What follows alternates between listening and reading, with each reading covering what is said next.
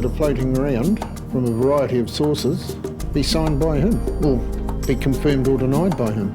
You know, I've got a young family, a mortgage to pay, things like that, You're flipping locos, they're all crapping out there. You get poor maintenance because your staff are flipping working shitty hours with crap material. We've heard rumours that the wagon's going to go and that they'll use containers instead of wagons. Is he going to outsource the call centre? When some more reinvestment is going to be done on these to replace these old machines? Well, when I actually bought the shares, I thought I was onto a good thing and I thought I was going to get a return. And at this stage, the profitability has actually gone down. What is going to happen to Tranz Rail Mechanical? Just want to know if I'll still have a job next year. I'm just interested in which parts of the company are going to be sold, if any. There's a redundancy an option for people to take. Where are we heading with the future? Are we basically going to concentrate on line haul, or are we going to be looking at the full aspect of pickup through to delivery, including our fleet and vehicles? Is it correct that the head office is going to be relocating to Auckland? When I started here 16 years ago, I was told that I've got a career for life. I want to know if that's still a fact.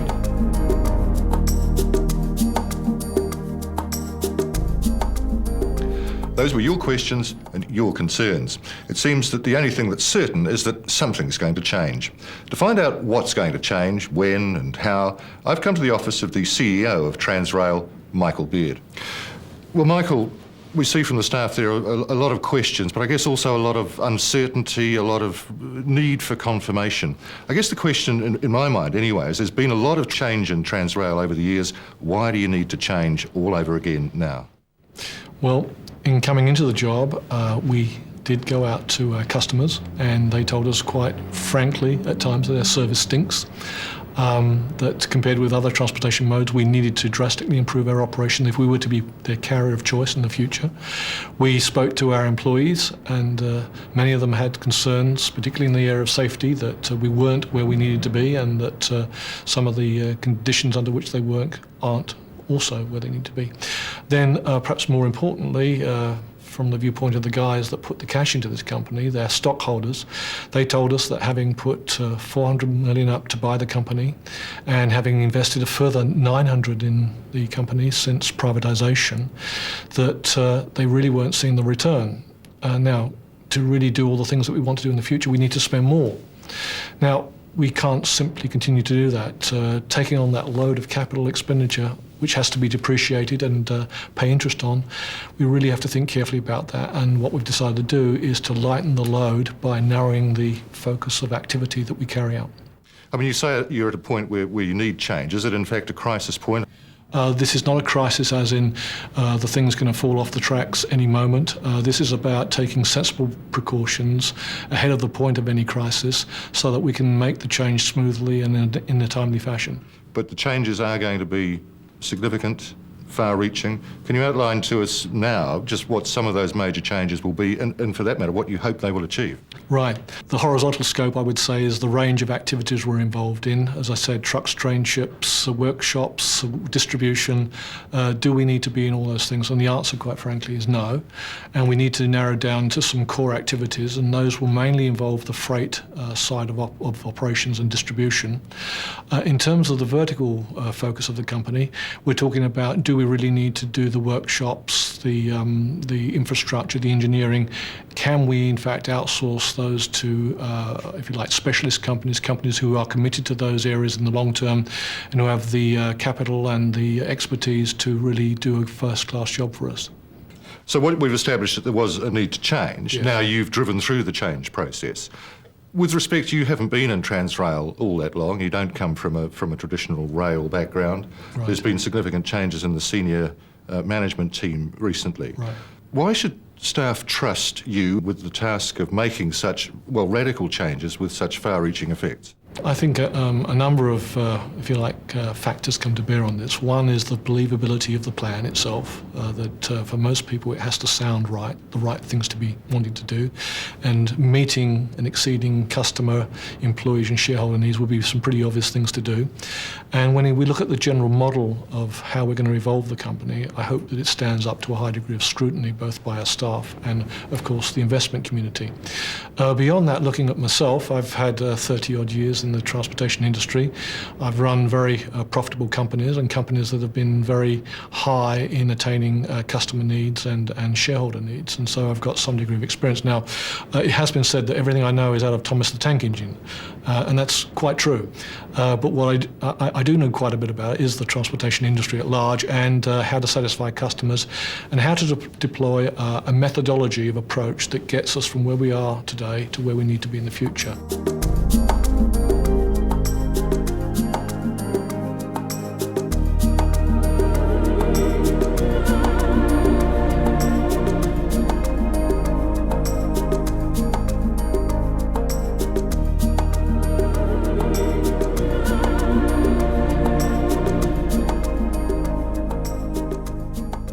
One of the questions down here is security for a lot of the guys. Have we got a future here, and is it, going to be with Tranz Rail as an employer, What's our security, what's our security here as far as long term? Do we have a job? And if so, where is it going to be? I don't know if I can get a house or a car or something. I've enjoyed working here. I'm only part-time, and I hope I can stay here for a bit longer. I mean, obviously, job security is a key worry. So can you guarantee job security for everybody you've got on staff at the moment? Well, what I can say is this, is that the outsourcing project does not entail large amounts of staff redundancy, neither does it entail large changes in pay rates or job processes, all these sorts of things. Can I absolutely guarantee every last job? The answer is no. But that will be part and parcel of any ongoing evolution of any company and change process. But to characterise this as being an exercise in culling out massive numbers of people and changing pay rates, the answer is no. But they will, and correct me if I'm wrong, they will actually be leaving Tranz Rail as such. Yes. For example, if you look at the engineering area, could they be working for a Siemens, an Alstom, a GM? The answer is yes. They will be under long-term contract to Tranz Rail, and for many people, they will be involved in doing the same work as they are currently. So the structure of the company is going to change, well, radically, and outsourcing appears to be the key word. Outsourcing, at least on the vertical axis, is a key component. Now, does that mean that there's going to be massive jobs lost? And the answer is no. All that it will mean for a number of people is that their paycheck may come from a different organisation, but I would judge that this could be very, very positive. If you're an engineer working for an engineering company who's committed to invest and to give us long-term service, I would judge as a good thing for staff members. Same in relation to infrastructure and maybe some other operations. How long have we got to go, really? I guess, what is the time frame for all of this? We have a mindset, if you like, at this stage of looking at a 2-year project with various milestones along the way. And I would say that the outsourcing component of the change project will take place over a period of 6 to 18 months. And it'll be in a very, if you like, planned and consultative fashion, working with the unions and staff so that they are totally in the picture and totally understand what is happening to them, their jobs, and really where they're heading. You say you'll be consulting. I guess the key question is, will you be listening to what people have to say? Absolutely. We'll be stupid if we just bulldoze this stuff through and have a bad outcome at the end of it. What we want is a good outcome for, obviously, Tranz Rail, but we want a good outcome for our staff. So if any member of the staff has got what they consider to be a good idea in terms of contributing towards this change process, then you'd love to hear from them? Absolutely. And indeed, if we find along the way that some of our initial thinking was in fact wrong and we need to revisit some of these issues, then we're quite open about preparedness to do that.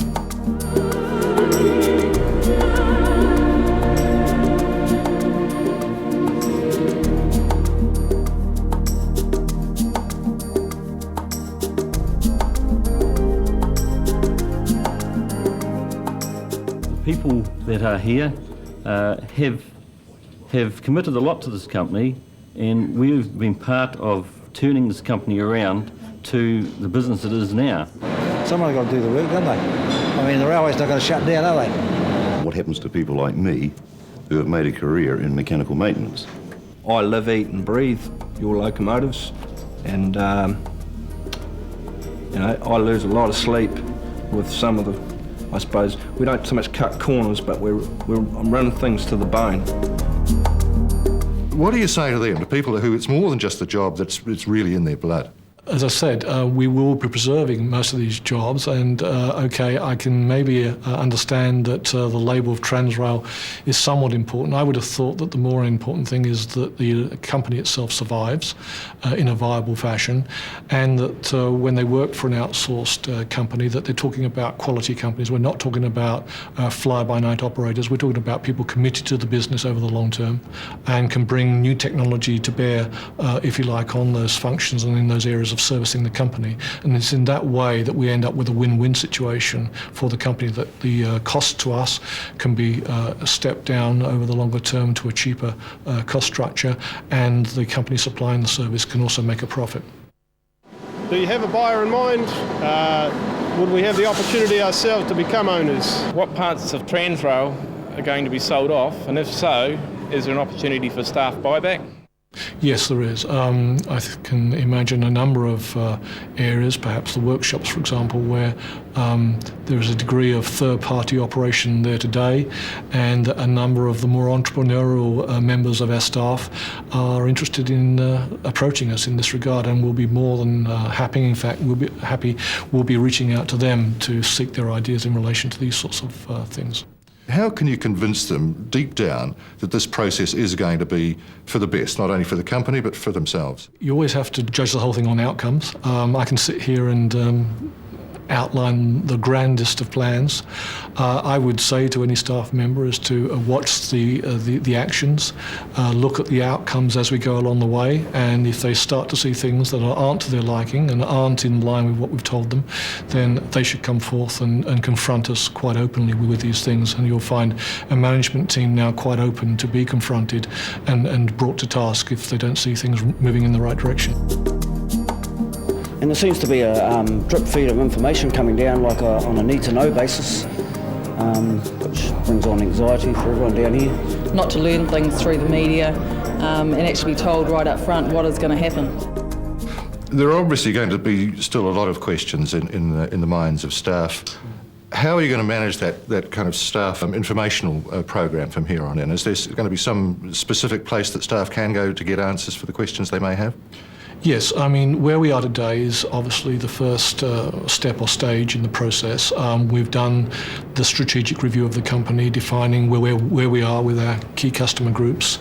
We've said where we want to get to, and we are about now to embark upon a change process once we've communicated this to our staff and the market and the unions and all the other important people that have a bearing on our operations.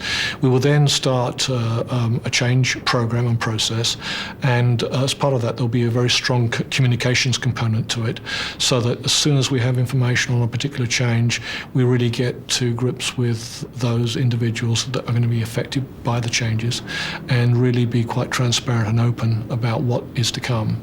I mean, among those questions they hear that the staff is going to be shaved down to 10% of its current size, 400, 600 people. Is that true? The quantums are broadly correct, that if you will look at the outsourcing program, about the numbers of people that will be, if you like, in outsourced supplier companies and what will stay inside the company, it's about that quantum. It could be more or less than that number. On top of that, we will probably keep about 200 plus people in the distribution operation. So we're talking about a Tranz Rail of around about 600 people, and then the other 34 odd hundred being in supplier companies. Head office plus some other operations moving to Auckland, is that true?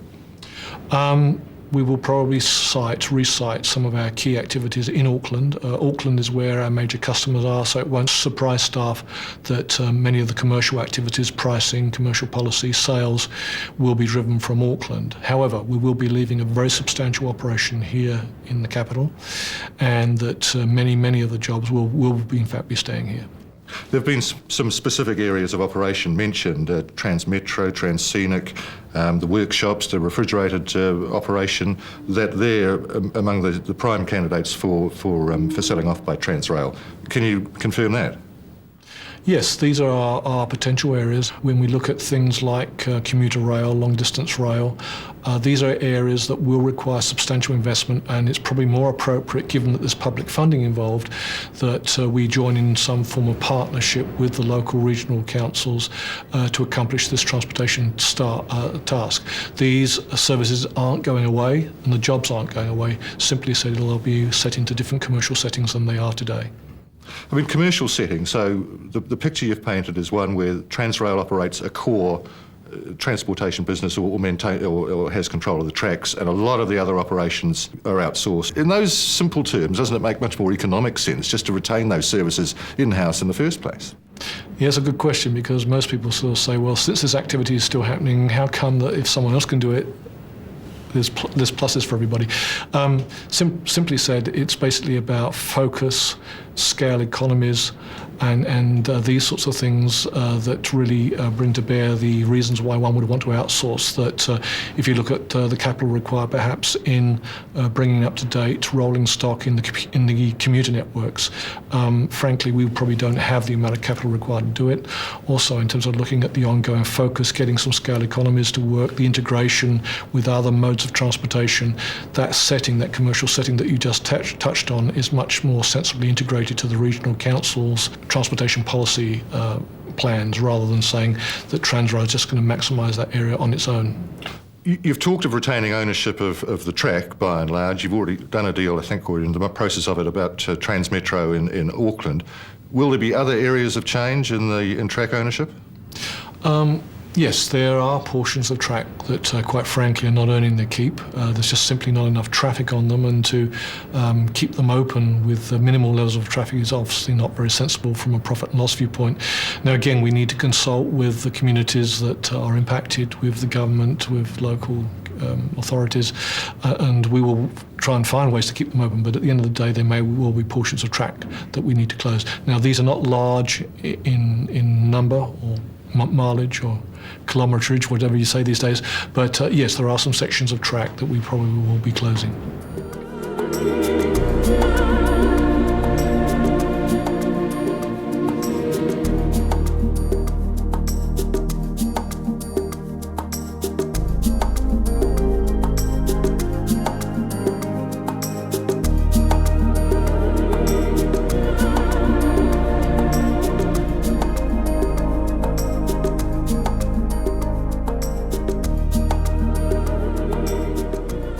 All this capital here, it's not getting used, not getting maintained, it's not being stored properly. I've watched our capital get cut to the point where we're really scratching to run fleet of locomotives with the money you've given us. People in the service centres have to deal on a daily basis with gear not being repaired, short supplying customers. We end up roading freight at quite an expense, and we have some real issues there. If you go around our workshops, if you look at some of our rolling stock, you'll see some of it's looking pretty old, and we know that by narrowing the focus we can take some current operating expenditures and current capital expenditures and really focus that expenditure into that area and really achieve a much improved result than we are today. Right now we're spread far too thinly, and we're doing things in a very mediocre fashion across a broad range of activities. That can't continue if we're going to be successful. We have to narrow that focus. And the way you're planning to do it will achieve that? Absolutely, yes. So you can put your hand on your heart right here, right now, and say this is the best thing to happen to Tranz Rail in, well, I suppose it's 130-year history. If you... I can put my hand on heart and say that from the viewpoint of a CEO. I wouldn't be doing my own job, and I wouldn't be doing anyone a favour by putting this company in jeopardy by sitting on my hands and allowing the current trends to continue. That wouldn't be viable for the company. So unfortunately, like many things in life, change is an absolute requirement for us to survive and to move on. So in answer to the question, well, after you've outsourced this and sold that off, what do we have left that we can still call Tranz Rail? Can you express that in a few words? Sure. It'll be basically the track network, which we will continue to operate. It'll be the freight operations, all the freight trains, including the ferries that run across the Cook Strait, and also the distribution operation. The intention is to grow the company, and distribution, just-in-time type services, warehouse services, to modern distribution companies are going to be a key part of our future portfolio of services. So this is where we'll be concentrating the activity to.